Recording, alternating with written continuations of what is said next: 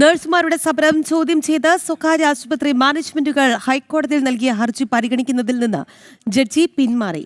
Justice P ഗോപിനാഥാണ് പിന്മാറിയത്. ഹർജിക്കാരിൽ ഒരാളായ പ്രധാന മാനേജ്മെന്റിന് വേണ്ടി അഭിഭാഷകനായിരിക്കെ ഹാജരായി എന്നതാണ് ജസ്റ്റിസ് പി ഗോപിനാഥ് പിന്മാറാനായി കാരണം ചൂണ്ടിക്കാട്ടിയത്.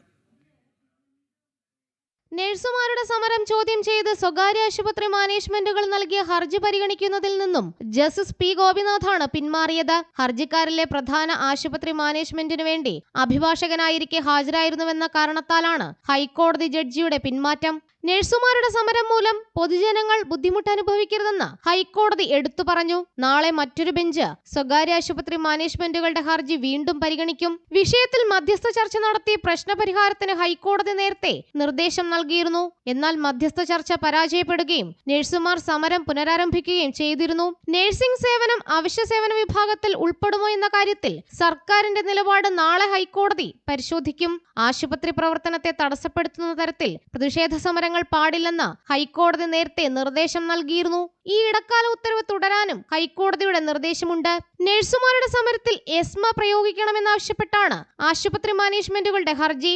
ശമ്പള വർധനവ് ആവശ്യപ്പെട്ടാണ് നഴ്സുമാർ സമരം നടത്തുന്നത്. ജനം, കൊച്ചി.